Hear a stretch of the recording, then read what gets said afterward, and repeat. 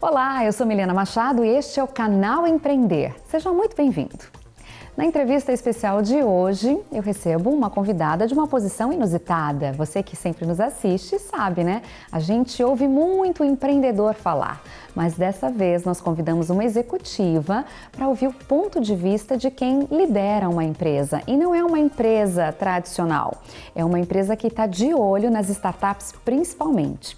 A Teresa Fiuza, que está aqui ao meu lado, ela é vice-presidente da Portugal Ventures, uma empresa majoritariamente pública que está acostumada, se dedica a investir nas empresas que estão começando justamente para incentivar o empreendedorismo em Portugal. Teresa, seja muito bem-vinda, que bom que você aceitou falar com a gente, porque eu acredito que o seu ponto de vista vai ser bastante enriquecedor para todos nós empreendedores, para a gente entender o que leva um investidor a acreditar numa empresa, o que limita, o que faz ele desistir, quais são as condições, como é que funciona, né, esse mundo do capital de risco. Obrigada. Obrigada eu, muito boa tarde, é um gosto enorme estar aqui e ainda mais sendo uma convidada inusitada, sinto uma responsabilidade especial. Você é muito simpática, eu tenho certeza que a gente vai bater um papo muito sincero e muito encorajador, orientativo principalmente. No caso da Portugal Ventures, quanto tempo tem a empresa e há quanto tempo você está nessa posição de vice-presidência? A empresa tem 10 anos e eu estou nesta posição há menos de 2. A empresa é uma empresa, como a Milena disse, maioritariamente pública, é 80% detida pelo Banco Português de Fomento, portanto, mas tem tido um papel muito importante no desenvolvimento do empreendedorismo em Portugal.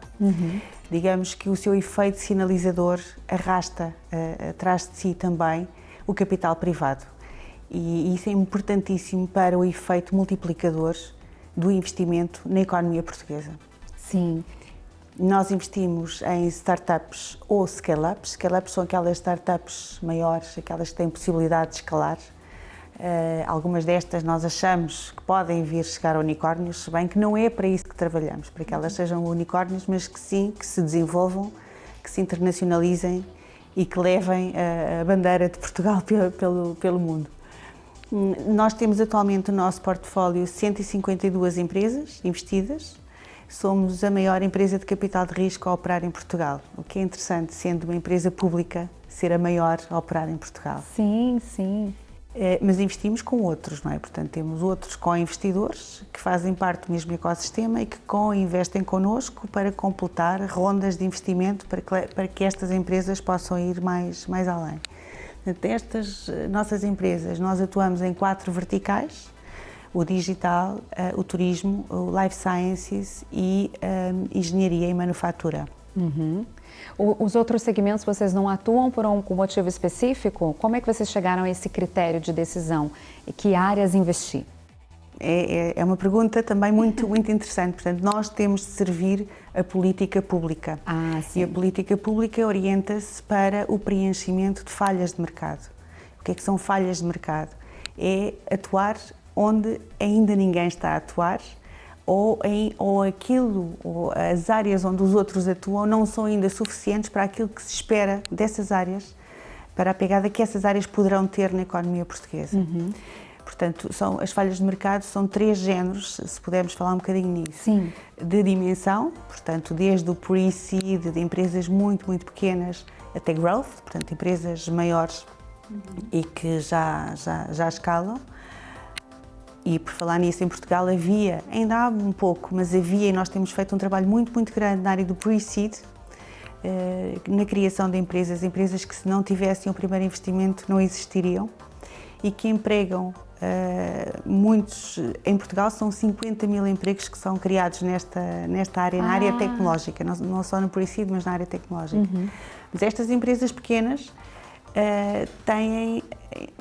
os empreendedores fazem o seu próprio emprego e de outros colegas, muitos deles são PhDs, são pessoas altamente qualificadas do ponto de vista tecnológico, do ponto de vista técnico e científico e arranjam com o nosso investimento e de outros, forma de desenvolverem a sua própria empresa e de desenvolverem aquilo que é o seu motivo de vida, que é o seu projeto.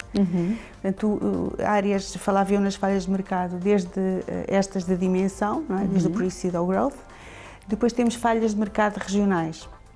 Regionais porque o país, sendo pequeno, comparado com o Brasil, é um país muito assimétrico e, portanto, a maior parte dos investimentos estão em Lisboa e no Porto, em geral. Nós sentimos esta obrigação e esta missão de desenvolver o empreendedorismo também na Madeira, também nos Açores, também no sul do país, também nas áreas do interior e, portanto, é um tratamento de uma falha de mercado regional. E depois as setoriais, e agora entroncando com a pergunta que me fez, nós temos de desenvolver onde achamos que é mais importante para a sustentabilidade e o desenvolvimento do país e áreas que não estejam ainda cobertas. Nós temos estes 4 verticais, mas temos muitas outras ideias de coisas que gostaríamos de desenvolver e posso dar só algumas, sem desvendar todos os nossos segredos, mas gostaríamos, por exemplo, de desenvolver, ter um fundo específico para a agroindústria e a alimentação, por exemplo, ou para as indústrias criativas, ou enfim. Ainda tem muito o que fazer, né? Muito o que fazer. A economia está muito diversificada hoje em dia, né? Desde os tamanhos das empresas, como você estava dizendo agora, inclusive áreas e novas áreas, né? Surgindo. E só com essa sua resposta dá para a gente ter uma ideia, né? O quão complexo é gerenciar, né? Gerir um país, né? Fazer tudo isso acontecer e incentivar o empreendedorismo. Isso a gente está falando de iniciativas práticas, né? Mas tem toda uma questão que vai além da vontade política, questões constitucionais, tributárias, de reforma, né? Passa por muita coisa. Tereza, lá no Brasil, a gente tem essas empresas que vocês estão, não sei se seria a mesma coisa, vamos ver se é a mesma coisa, né? Essas empresas que você está chamando de pré-seeds, né? Ou pre-seeds, que seriam antes das sementes, vamos dizer assim, né? São empresas startups que já estão em fase de MVP, que é aquilo que você, empreendedor, já conhece, já ouviu falar no nosso canal, né? Que é o mínimo produto viável.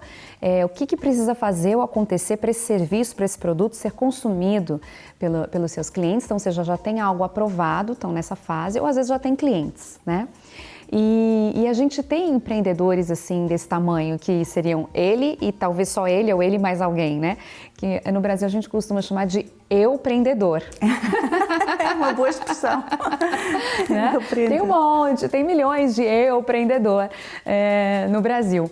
E aí tem os MEIs, né? Principalmente, mas tem microempresa de eu-empreendedor.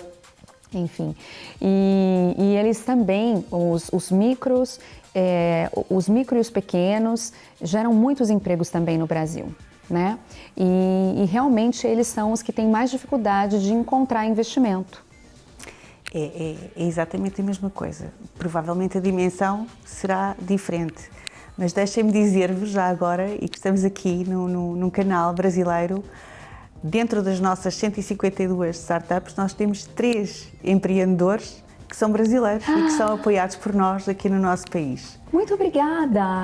E o privilégio é nosso porque são ótimos empreendedores. O Brasil é um país fantástico a esse nível e nós somos uns privilegiados por poder recebê-los e que venham mais. Ah, que legal, que venham mais, gente. Olha, o convite está aberto, adorei, adorei.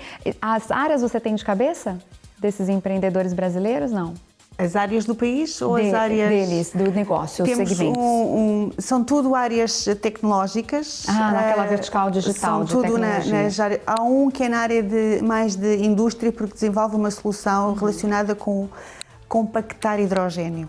Ah, olha que interessante. Não posso revelar muito. Sim, interessante. Tudo é segredo, mas eu posso explicar um bocadinho como é que funcionam os fundos, o que é isto do capital de risco. Exatamente, quanto de dinheiro, né? Porque às vezes a pessoa se esforça, se aplica tanto, junta uma porção de documentos, etc. E ela não tem uma realização, uma ideia precisa sobre o próprio negócio dela. Então ela pensa que de repente, se ela tiver 100 mil reais, vou falar um dinheiro grande, as coisas vão virar. E aí vem uma pessoa e fala, não, mas 100 mil não dá. Precisa de 1 milhão e tá fora. Aí a pessoa se desmotiva, né, também, né? Ou de repente 100 mil é muito dinheiro, consigo virar com 10 mil. Tem muito disso, de frustração, de falta de ideia real do negócio? Quando os projetos nos chegam, já as ideias estão e já o MVP existe, ou pelo menos na maioria dos casos. Não, mas, ainda assim, nós temos uma iniciativa nossa chamada Open Day, onde os empreendedores podem ir, portanto é online, reservam um slot e serão recebidos digitalmente por um dos nossos managers que ajuda a orientar. Lá está a missão pública, não é? Que ajuda a orientar. E mesmo dentro das nossas participadas, nós fazemos com elas uma série de iniciativas e temos uma chamada PV Academy, em que damos conteúdos, não somos nós, são parceiros nossos que vêm dar conteúdos às nossas startups, alguns que nos parecem relevantes, ou porque vivemos alguma coisa em determinada altura, como por exemplo agora a alteração desta lei das startups em Portugal, ou conteúdos de fiscalidade ou de marketing. Marketing é muito importante porque podemos ter o produto melhor do mundo e tecnologicamente mais avançado. Se não soubermos vender, ninguém vem descobri-lo. Outro tipo de conteúdos que damos aos founders das nossas startups. Como é que isto funciona tudo? Parece complexo, mas não é. É muito simples. É um negócio com 3 níveis. Portanto, temos no nível de cima os investidores. Quem são os investidores? São pessoas ou empresas que investem o seu dinheiro num fundo de capital de risco. Eu não sei se já disse, nós temos 16 sobre gestão. Não falou, mas está. Temos atualmente 16 sobre gestão e estamos a levantar mais 2. Portanto, estes investidores investem num fundo. Nós somos a sociedade gestora desse fundo. E nós, com os fundos e com determinadas características que são conhecidas de todos, investimos em startups, indo um bocadinho mais abaixo. Nem todo o dinheiro que nós temos para investir vem do Estado. Nós temos, de facto, investidores que são empresas do Estado, uma série delas, não vale a pena dizer, porque depois vamos esquecer de alguma e alguém vai ficar chateado, mas vou dizer só uma, e muito importante e recente, que é a Agência Nacional de Inovação. Pronto, é um dos investidores dos nossos fundos. Mas temos também investidores particulares, temos investidores de várias nacionalidades, temos outras empresas, temos bancos, temos fundos de pensões, portanto temos uma série de entidades que investem num determinado fundo. Por acaso não temos nenhum investidor brasileiro, mas tal como os founders também estão convidados. Gostávamos muito também poder ter investidores brasileiros. E quando investem é num fundo e sabem qual é a tese de investimento desse fundo. Vamos investir em empresas ou pre-seed ou Series A, ou vamos investir 100 mil euros em cada uma, ou vamos investir de 100 mil a 500 mil. A tese está perfeitamente definida e em que áreas e o que é. Tendo este fundo constituído, nós vamos procurar no mercado startups que se enquadrem nestas teses de investimento. É assim que funciona, portanto, tudo tem um fio condutor. E como é que nós encontramos estas startups onde investir? Temos calls abertas, temos sempre qualquer coisa a decorrer e dizemos, bom, estão abertas agora as candidaturas para turismo, por exemplo, ou para internacionalização, ou o que seja, com determinadas características. E as startups vêm, candidatam-se a poder ser investidas ao abrigo desta call, deste determinado fundo. Temos também a ajudar-nos uma rede de parceiros de ignição que estão espalhados no país todo, é uma rede valiosíssima para nós, que são as incubadoras, as aceleradoras, portanto, toda esta rede ligada ao empreendedorismo, que sabe, quando estas calls estão abertas, orienta as startups que têm na sua comunidade e que se enquadrem, obviamente, para se poder candidatar às calls connosco. Temos um programa, inclusivamente, em que é obrigatório que as startups venham através de um parceiro de ignição, que depois aloca um mentor, caso nós investamos nessas, aloca um mentor à startup. Portanto, os modelos vão sendo criados, mas a base é esta. É essa. E aí, eu fiquei curiosa a respeito sobre o valor de investimento. Tem um valor mínimo, tem um valor máximo? Depende das calls e dos fundos que estamos a trabalhar.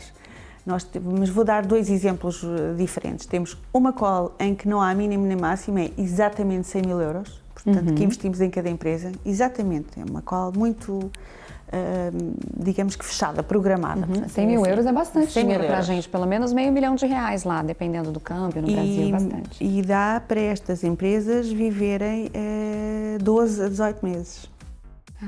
Vocês já têm uma conta dependendo do nível do negócio, da fase, quanto custaria? Nós analisamos o negócio e a call está parametrizada para 100 mil euros, são sempre 100 mil euros. Depois temos outras onde investimos 500 mil, 1,5 milhão, o máximo que temos é 2 milhões por empresa, por ronda.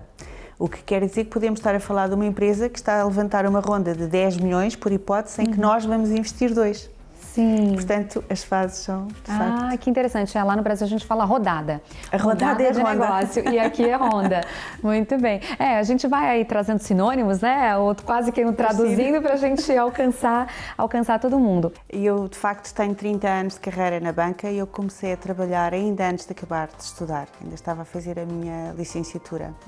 E sempre gostei muito das duas coisas, quer de trabalhar, quer de estudar. Portanto, fui completando a minha formação, sempre a trabalhar na banca e empresas de crédito especializado. Nunca parou de estudar, então. É o que hoje a gente tem nome até para isso, educação continuada, né?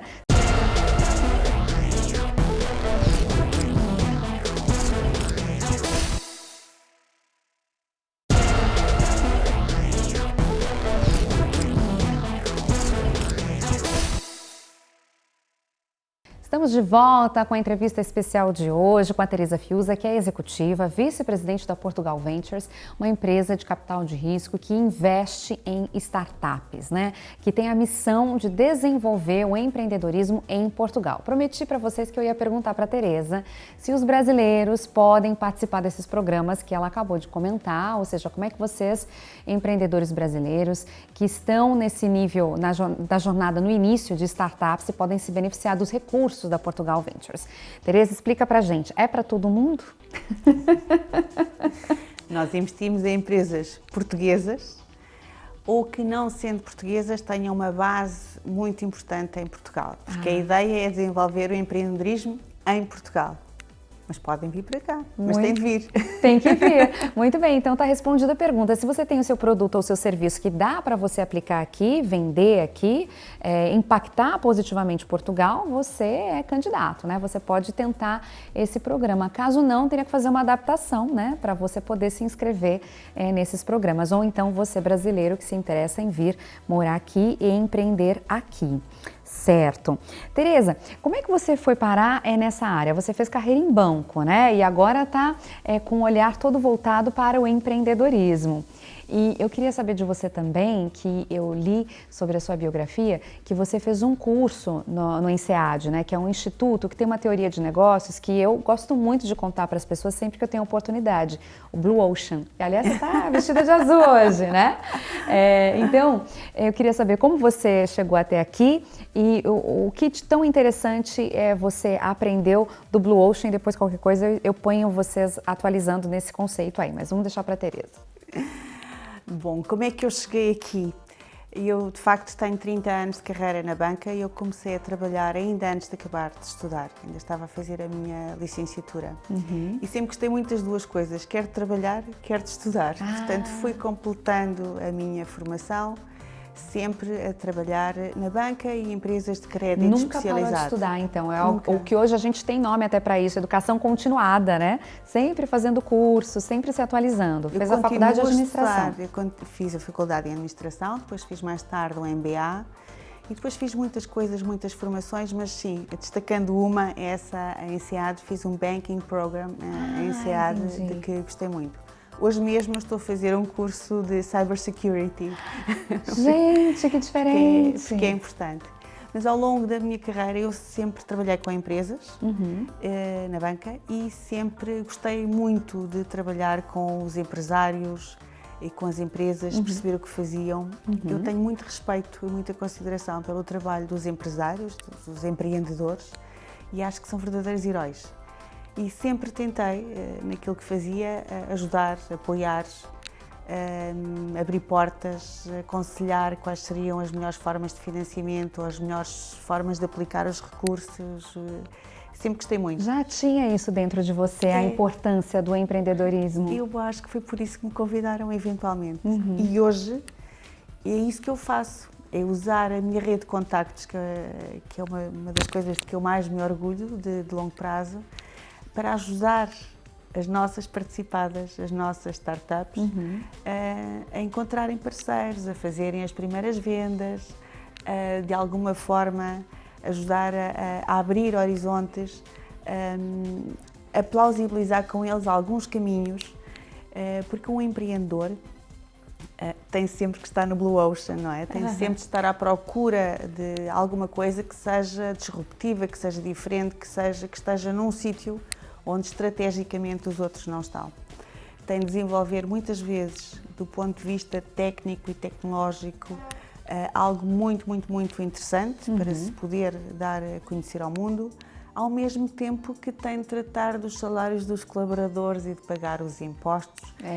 E é muito exigente, são muitas horas, é completamente multitasking e, além disso tudo, lidar com a montanha-russa emocional. Que é difícil, não é? Porque há dias em que parece que o mundo é todo nosso, não é? Dentro de uma startup, sim, e há dias em que afinal aquilo não funciona assim tão bem ou o mercado não está a acolher tão bem. Portanto, isto é tudo muito difícil. E talvez por esta minha apetência e dedicação que sempre tive às empresas, me tenham escolhido para este lugar. Eu, do meu ponto de vista, estou muito feliz a fazer o que faço. Dá para ver que você está realizada, que você está à vontade, dá para ver. Gosto mesmo muito e encaro como espírito de missão e de entrega a uma causa maior pelo meu país. Ah, que legal! Isso é muito importante, isso a gente vê mesmo. Os empreendedores de sucesso, de um modo geral, um propósito, né? Eles têm claramente o que eles querem fazer, não só para eles, mas principalmente para o outro, para a sociedade, né? É a cabeça de dono, você tem cabeça de dono. Lá no INSEAD, depois que você concluiu o curso do INSEAD, que é essa teoria de negócios, que é chamada de Blue Ocean, Oceano Azul, já vou contar para vocês, mas você fundou aí a delegação portuguesa do clube INSEAD Women in Business, né? Que ano foi isso? E já foi há uns anos. Não fundei, sou uma dos membros fundadores. Ah, uma dos membros fundadores. Uma das membros fundadoras. Mas é uma área que eu gosto de muito, valorizar o feminino. Eu tenho para mim que se puxarmos umas pelas outras, chegamos todas lá à frente mais depressa. Gostei. E não é só dizer, temos de facto que praticar. Sim. Eu faço mentoria a mulheres mais novas, eu aprendi imenso com elas também, mas há tantas coisas que são tão simples que nós podemos, no dia-a-dia, ajudar, incentivar, motivar, alertar para alguns caminhos, o que é que seja, que eu acho que faz parte também da nossa missão como seres humanos e da nossa missão como mulheres, ajudar as outras a chegarem além mais rápido, não terem de passar por tantas coisas que nós passamos porque já sabemos qual é o resultado. Sim, verdade. O ano você lembra exatamente? Não lembra que fundou o curso, né? Que fez o clube, na verdade. Certo. O que me chama a atenção, que eu acho que é legal a gente pontuar aqui, para você que não está familiarizado com essa teoria de negócio, Blue Ocean, o Oceano Azul, é que o que é mais comum? O Oceano Vermelho, né? Então é cheio de, vamos dizer assim, tubarões, né? Um monte de gente, um monte de marcas, vamos dizer, associando tubarões e marcas, abocanhando, né? O mercado. E aí, se você vem pequenininho, como uma startup iniciante, ou se você já tem o seu negócio e está aí nesse oceano, quer dizer, se sobrar um peixinho para você, né? Você come, vamos dizer assim, né? Se sobrar um consumidor para você, você atende. O ideal seria você estar num oceano azul, vamos dizer assim, né? Sem tantos predadores, sem tanta concorrência. Mas para isso precisa trabalhar a sua criatividade, a sua inovação, assertividade, o planejamento do negócio, você realmente ter o seu empreendimento de forma sustentável, pensar no crescimento consolidado, né? O foco no cliente, são muitas as variáveis, né? Resiliência, aprender a ouvir não, é tão comum ouvir não, e esse é um tema que nós mulheres temos de trabalhar mais. É mais difícil para nós ouvir um não e por isso talvez haja menos empreendedoras do que empreendedores. Ah, você observa isso também no nível das startups? Tal e qual, porque a probabilidade de uma startup falhar é grande, não é? Sabemos que é grande, nem todas vão vingar. Quando vingam podem ser uma coisa completamente especial, mas muitas vão falhar e nós mulheres temos muita dificuldade em lidar com o insucesso. mais do que os homens e, portanto, talvez por isso o nível, em média de CEOs mulheres nas startups, nas do nosso portfólio e em geral em Portugal, que já fizemos a estatística, são 22%, que é exatamente a mesma coisa que acontece nos negócios tradicionais. Olha, o que será então que falta às mulheres? Falta, não que nos faça falta, mas como eu posso formular até essa pergunta de um jeito melhor? O que será que acontece que as mulheres ainda ocupam um espaço tão pequeno, né, frente aos negócios? Porque têm mais receio de falhar, porque não vão tanto a eventos de networking, porque acham que têm de ir para casa de tratar da casa do marido eventualmente e dos filhos. Achamos muito que é essa a nossa obrigação, mas a verdade é que não façam isso. Vão aos eventos de networking porque vão tirar de lá muito. E o sacrifício às vezes é tarde, o trabalho foi difícil e não apetece nada ir, vão. E há uma série de coisas que levam a isso, mas sobretudo, Milena, o que eu posso dizer é que o maior impedimento está em nós. Nós disciplinamos-nos a fazer as coisas que achamos que os outros vão querer que nós façamos e, portanto, temos de dar o passo. Eu também tive a sorte de ter uma mãe que sempre me incentivou a fazer, a ir, a estar, e que sempre me disse: não deixes de fazer alguma coisa por não teres tempo ou não teres com quem deixar as crianças. Eu trato disso, vai, nunca te impeças de fazer nada. Portanto, eu tive muita sorte e tenho estes ensinamentos desde pequena, e por isso acho que também devemos passar a outras pessoas esse mesmo incentivo e confiança. De apoio, né? De contar com uma rede de apoio. Quem não tem a mãe por perto, que seja uma amiga, né? Procurar a irmã, a vizinha, né? Se tornar apoio uma da outra. Você é mãe também? Eu tenho 2 filhos, rapazes, meninos, teenagers. Adolescentes, muito bem. E aí, como mãe, essa questão do feminino que você passa para eles, que você percebe que você já consegue transferir de conhecimento ou de orientação mesmo, de educação? Sim, falamos muito de uma série de coisas, mesmo na minha área. Por exemplo, o meu filho mais velho importa-se muito com a ética do AI, da inteligência artificial, que agora se fala tanto. Falamos muito desse tipo de coisas. Os miúdos agora, esta geração, eles estão mais despertos para uma série de coisas que eu acho que nós não estávamos. Talvez porque falemos mais à vontade em tudo. E envolver toda a sociedade, não só as mulheres, toda a sociedade naquilo que é importante para nós é fundamental, porque nós precisamos do apoio dos homens para chegar onde queremos chegar, portanto temos de envolver todo. Eu não sei se ensino isso aos meus filhos, mas tenho a certeza que eles sabem, porque acho que das nossas conversas não tenho a mínima dúvida que eles sabem. Por exemplo, quando eu fui para a INSEAD, eu iria e fui no Dia da Mãe. No dia em que se celebrava o Dia da Mãe no colégio, e era suposto, portanto, as mães todas estarem. E havia uma cerimónia. E a minha primeira reação foi pensar: eu não posso ir porque há a celebração do colégio. E a minha mãe disse-me, como diz desde pequena, disse-me: vais, eu vou assegurar o Dia da Mãe. Portanto, eles não tiveram a mãe, tiveram 2 avós. Estavam contentes na mesma e eu fui para a INSEAD. E, portanto, devemos sempre negociar connosco também este tipo de coisas. Sim. E realmente pesar o que é perda e o que é ganho também, né? Porque para 2 meninos, homens também vê a mãe ativa, sendo produtiva, sendo reconhecida, indo atrás de conhecimento, né? Sim, eles gostam. Eu não tenho dúvidas. Maio é o mês das mães, né? Lá no Brasil, aqui também, em Portugal, né? A gente celebra o Dia das Mães e é importante sempre a gente falar sobre essa questão mesmo. Todos os dias são dias de tudo, né? Vamos dizer assim, do meio ambiente, né? Das mulheres, dos pais, mas ainda a gente precisa dessas datas justamente para gerar esse tipo de reflexão, né? Porque o dia a dia é muito corrido, a gente fica muito focado em cima do resultado e acaba não parando para pensar, para valorizar essas células. É verdade. Né? Muito bem. Nossa, Tereza, eu adorei te conhecer. Eu acho assim que você trouxe bastante conhecimento para a gente com relação a como que está nesse momento o Portugal estruturado para desenvolver, para fomentar o empreendedorismo.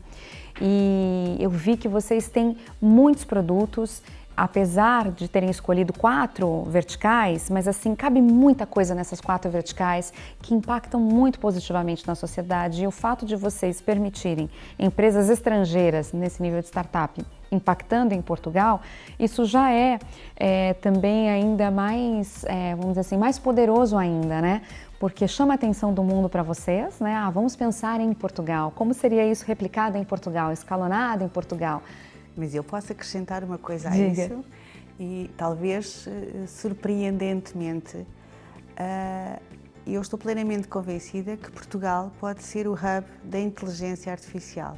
Tem condições para criar um hub de inteligência artificial aqui, porque tem estrutura para receber, tem conhecimento, tem ligação à academia, temos boa academia nesta área, temos empreendedores, temos investidores, mas contamos com o mundo inteiro e aí ainda mais, uma razão maior para nós termos quer investidores, quer startups do mundo inteiro aqui a construir esse hub connosco. Uhum. Nossa, eu quero ver. Já estou entusiasmada com a ideia. Eu quero ver. Muito bem. Obrigada pela sua participação aqui com a gente, obrigada. Viu? Parabéns pelo trabalho, pela carreira. Muito obrigada, foi um gosto enorme. Que bom, Obrigada. para mim também. Até a próxima. Teve um ponto na empresa, no momento da minha empresa, que eu tinha clientes que não queriam nem chegar perto da Thaia, porque achavam que só de falar comigo eles iam pagar muito caro. Olha, E muitas que vezes eram incrível. clientes que eu queria ter dentro da agência, eram clientes que eu queria construir.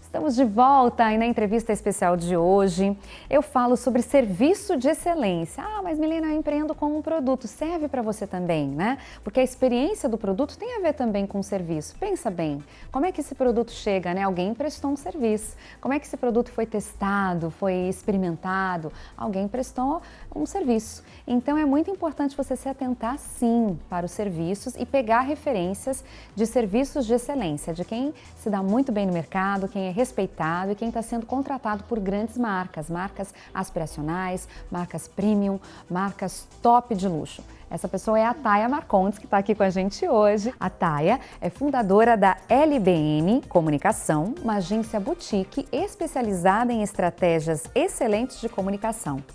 E que tem como clientes as marcas mais desejadas do mundo. Você, empreendedor que nos acompanha, está satisfeito com a entrega do seu serviço, do seu produto? Você já alcançou a excelência? Se sim, que bom, parabéns. Se não, tem que prestar atenção nesse papo. Tá, obrigada por nos receber. Eu que já estive acompanhando junto do canal Empreender, um evento maravilhoso que você fez em São Paulo para uma incorporadora. Eu pude ver de pertinho o quanto você preza pela excelência e o quanto você alcança, porque os olhos dos clientes brilhavam na entrega do evento. Então, assim, eu tenho certeza de que você vai ter muita coisa para contribuir com a gente. Obrigada, Sem viu? dúvida. Obrigada a você. Uma honra estar aqui, toda ser entrevistada por você e no canal Empreender. Muito toda obrigada. nossa. Me conta uma coisa, você tem uma carreira formada no mercado publicitário, trabalhou em grandes agências, né? DM9, TWA, TBWA. TWA, Young Rubicon, Age. Trabalhei em São Paulo, Nova York, Milão. Pois é, estava indo super bem na carreira publicitária, né? No segmento publicitário. De repente decidiu empreender. Diretora de comunicação da Adidas. Foi meu último posto como executiva. E quando eu estava como diretora de comunicação da Adidas, que todos falavam, você é uma louca, você vai sair da Adidas. As mulheres ouvem muito isso, né? Quando tomam decisões, né? Essa categorização, classificação, né? De ser visionária, é louca. Mas eu já tinha no sangue essa coisa empreendedora. Eu nunca fui uma executiva ou uma colaboradora mediana. Eu sempre fui além. Eu sempre fiz além, eu sempre busquei além para entregar mais. E foi depois dessa experiência como cliente que eu resolvi empreender e ter minha própria empresa de comunicação. uma visão diferente, né? Isso foi em 2007. Não se falava ainda numa comunicação 360 ou numa única empresa de comunicação que cuidasse de tudo do cliente, né? A mídia, o PR, influencers não existiam na época, mas já tinha o Facebook. E eu abri a agência com esse objetivo, de ser o único ponto de contato do cliente para, com excelência, planejar e executar uma estratégia de comunicação criativa. Nossa, você se impôs, né? Criou um desafio gigantesco para si mesma.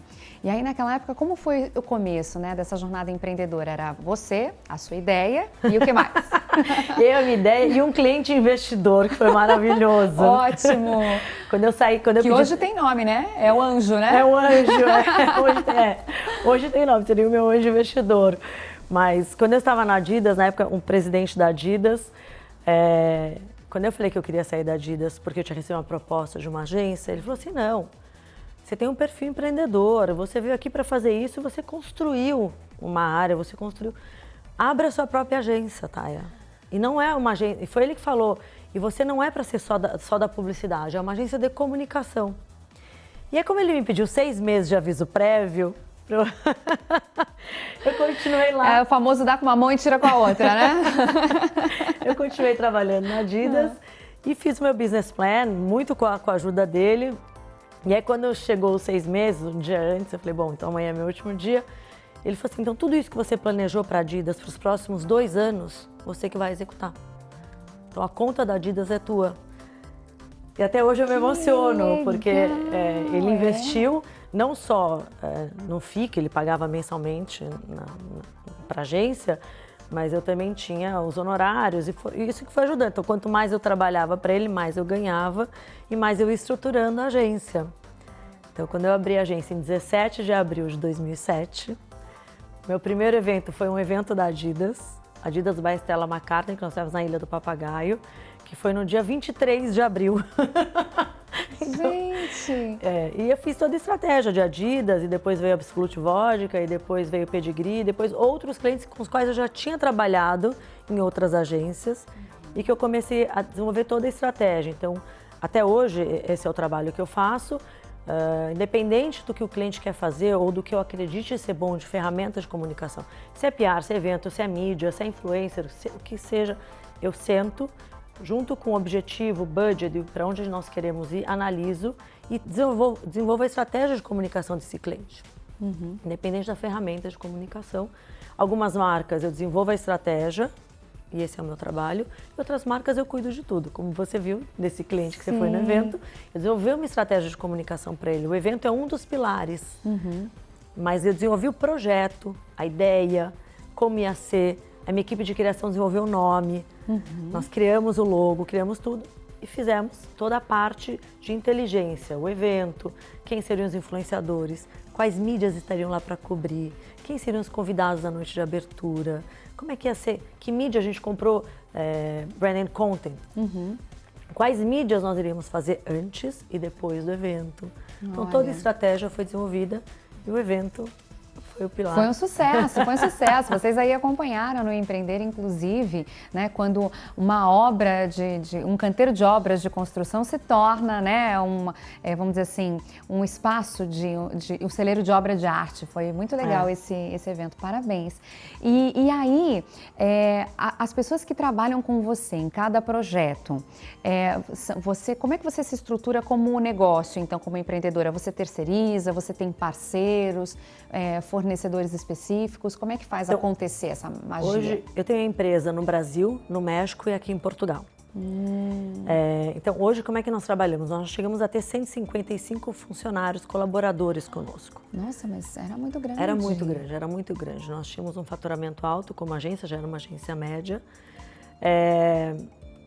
E aí a gente foi se adaptando, né? Como empresária, a gente tem altos e baixos. Desafios, e num determinado momento eu voltei a ser uma agência boutique. Então hoje eu tenho os meus diretores, ou seja, quem está diretamente abaixo, cuidando de cada uma das áreas, criação, gestão de cliente, redes sociais. São pessoas fixas que trabalham conosco, que trabalham comigo, que trabalham com meus clientes, como colaboradores fixos, que eu chamo até de sócios, porque eles são comigo há muitos anos já. E para cada cliente que nós temos, eu crio um hub. Então, vou ter o cliente X. Para esse cliente X, nós vamos fazer o que para ele? Criação, redes sociais e eventos. Eu contrato essas pessoas durante o período do contrato do cliente. Então, o cliente de 6 meses é um cliente de 1 ano, contrato essas pessoas para trabalhar para aquele projeto, para aquele cliente durante aquele período. Isso foi uma coisa que eu fui me adaptando. E como eu já era uma empresa boutique, né, 755 funcionários para 32, a gente conseguiu fazer essa adaptação de uma forma muito fluida. Né? Não são que nas grandes agências que você acaba... A gente sempre foi... Essas transições todas, porque a comunicação de 2007, ou de quando eu comecei em 86, ela foi mudando, e foi mudando com uma velocidade nos últimos anos. Para se adaptar, você tem que ser muito rápido. Por isso, grandes agências têm certas dificuldades para se adaptar e vão comprando agências menores. Mas a gente sempre teve essa fluidez de se adaptando, do modo de pensar, do modo de planejar e do modo de executar. Executar dessa maneira, onde eu crio hub para cada cliente, eu tenho 2 pontos super positivos. O primeiro, eu diminuo meu custo fixo como empresa. E o segundo, eu consigo oferecer a mesma excelência e qualidade de trabalho a um custo mais acessível para qualquer cliente. Então, teve um ponto na empresa, no momento da minha empresa, que eu tinha clientes que não queriam nem chegar perto da Thaia, porque achavam que só de falar comigo eles iam pagar muito caro. Olha, E muitas vezes eram clientes que eu queria ter dentro da agência, eram clientes que eu queria construir. E realmente, naquela época, com muitos funcionários fixos, colaboradores, e para você ter colaboradores bons, você tem que investir. Então, eu tinha uma equipe muito boa, num custo de folha bastante alto. E hoje eu tenho esses colaboradores comigo de uma maneira diferente, numa relação de trabalho num outro modelo, numa diferente relação de trabalho, onde quando eu crio um hub, eles são donos daquele negócio. Então eles trabalham como se eles estivessem trabalhando numa empresa deles. Para cada hub eu tenho uma pequena empresa. E essa ideia de excelência, de onde veio, né? Que você falou, eu sempre quis fazer mais, melhor e tudo. Onde surgiu isso? Ai, olha, não sei, eu vou te falar, muito dos meus pais. Ah, é? Mas acho que também vem de cada pessoa, né? Porque eu tenho irmãos e também eles não são assim. Quer dizer, o meu sócio no México, ele também é que nem eu, é bastante exigente e sempre trabalhar para ser o melhor, sabe? Para entregar o melhor. Na minha casa, meu pai, eu sou a mais velha, meu pai filho de militar, e eu tinha como meta sempre fazer com que meu pai estivesse feliz comigo. E para ele, eu tinha que ser sempre uma boa aluna, eu tinha que receber bem em casa. A gente aprendeu a receber em casa muito cedo. Meu pai era um alto executivo no canal de TV. Por isso também eu sou tão multitask, entendeu? E se comunica super bem, já né? nasci nesse mundo. E ele recebia muita gente em casa, né? Diretores de marcas, políticos, donos de TV, de emissoras de outros estados. Então, esse era o meu mundo. E em casa eu tinha que receber bem. E era nos detalhes, sabe? Eu sabia que eu tinha que pôr... Eu não, né? Meu pai contratava pessoas, mas eu tinha que estar lá vendo, tinha que ter a flor, o talher, a mesa, o lugar, quem vai sentar não sei aonde. O tipo de conversa Nossa, eu falo isso agora. Meu pai falava, o fulano é isso, esse clã ele faz isso, isso, aquilo. Entenderam? A gente vai falar sobre isso, a gente vai conversar sobre aquilo. Então, eu já tinha isso, né, de família. E acho que também vem no sangue você querer ser e fazer o outro feliz e satisfazer o outro num nível que você vai num restaurante, a comida pode ser ótima, mas não é mais só sobre a comida, é sobre a sua experiência. A comunicação é a mesma coisa. Você pode ir num evento, ele pode ser ok, mas não é mais só sobre um evento e ser ok. Você tem que surpreender. E a excelência faz, você se exigir ser excelente no que você está fazendo, faz com que você traga esse ponto que é o turning da pessoa falar, putz, esse realmente foi um evento incrível, compensou eu sair de casa. Ou uma ação que seja num branded content que a gente faça, ou uma ação como influenciadora que seja um serviço de excelência. E não é só o que ela vai falar, mas é desde o começo, porque o meu cliente, que não é o cliente que está sendo impactado lá pela mensagem, o meu cliente está esperando que eu cuide do todo. Então, o serviço de excelência vai desde a hora que eu escolho quem vai ser a influenciadora, que eu escolho quem vai ser a mídia, que eu quero falar, eu brifo direito. Eu vejo o que está acontecendo. E depois ela entrega a mensagem para o cliente do meu cliente de uma maneira singular. Então, a excelência é todo o caminho, é todo o percurso até chegar ao final, que é a experiência realmente do meu consumidor, que é o cliente do meu cliente. É um trabalhão. É um trabalhão, é um trabalhão. Mas ela vem disso. E depois, eu abri a agência em 2007, abri no México em 2010. Em 2011, a gente começou a fazer um evento que chama Luxury Lab Global, que é um summit de tendências e tendência e inteligência do mercado de luxo. Pela revista Forbes, já foi tido como o mais importante da América Latina. E o que esse evento nos traz? Não é faturamento, ele nos traz conhecimento do mercado. E a cada ano que passa, e a gente vai trazendo empresários, os 2 institutos mais fortes do mercado de luxo, que é o Euromonitor e o Boston Consulting, estão sempre conosco. E a gente vai vendo o quanto também a barra de excelência do nosso consumidor, ela vai aumentando. O quanto o mercado de luxo, o quanto o consumidor de luxo, ele vai mudando os hábitos dele de consumo e a gente tem que acompanhar. E por mais que as marcas que eu atenda não sejam esse top, o mercado de luxo, ele dita a tendência. Então, o que eu estou fazendo hoje para marcas, são marcas premium e não necessariamente marca topo de luxury, né? Eu já estou trazendo essa tendência para eles. Porque eu já estou sabendo o que está acontecendo. Eu já estou sabendo quais são as mudanças e por isso eu trago isso para os meus clientes como uma excelência de trabalho, como uma inovação de trabalho. A gente pode interpretar como quiser. Mas o importante é você estar sempre à frente para trazer e surpreender. Tá, eu sei que você é mãe e a gente está em maio, né? O mês das mães. Queria que você contasse pra gente o que você, como mãe, passa para o seu filho ou o que a sua mãe passa para você. Você falou do seu pai já pra gente, né? Que ele contribuiu muito para essa história de excelência, pela posição dele, né? Profissional e social. E como é que fica o feminino, assim, para você? A minha mãe era mulher forte, né?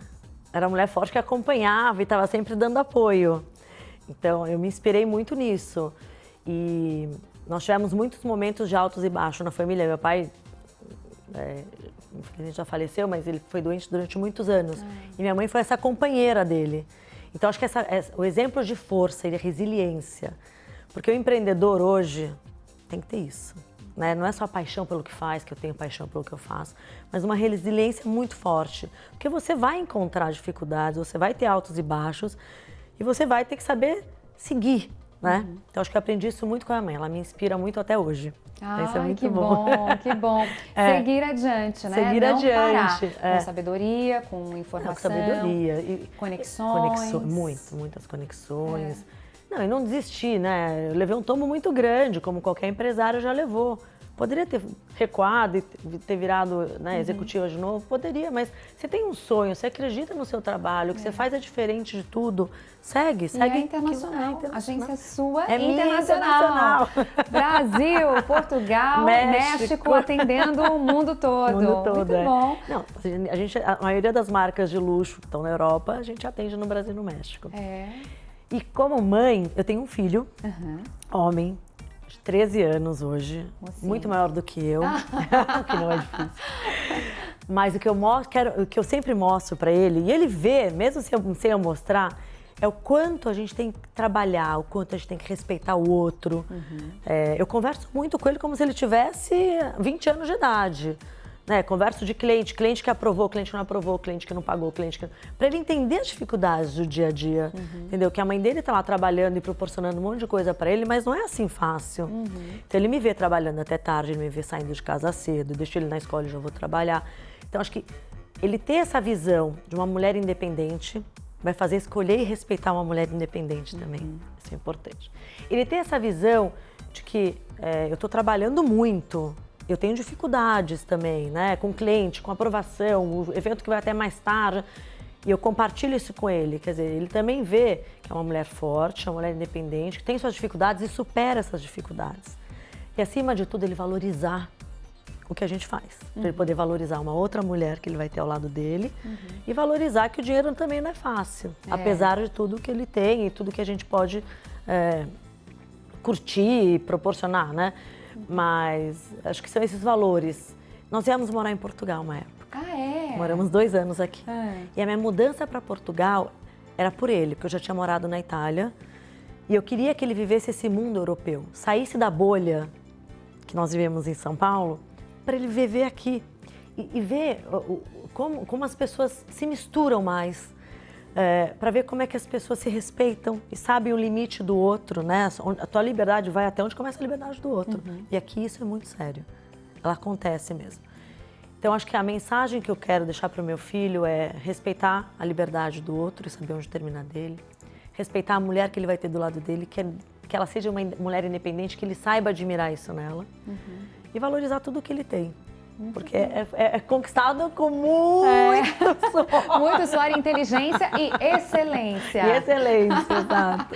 Thay, adorei esse papo. Parabéns mais uma vez, Obrigada. viu? Obrigada por compartilhar momentos especiais da sua jornada empreendedora, da sua carreira e principalmente esse quesito de sucesso do queijo, que eu fiquei encantada. Eu acho que ele vai servir para muita gente. Eu também de inspiração, de encorajamento, para você aí se empenhar de uma vez a fazer o seu próprio negócio dar certo, não é?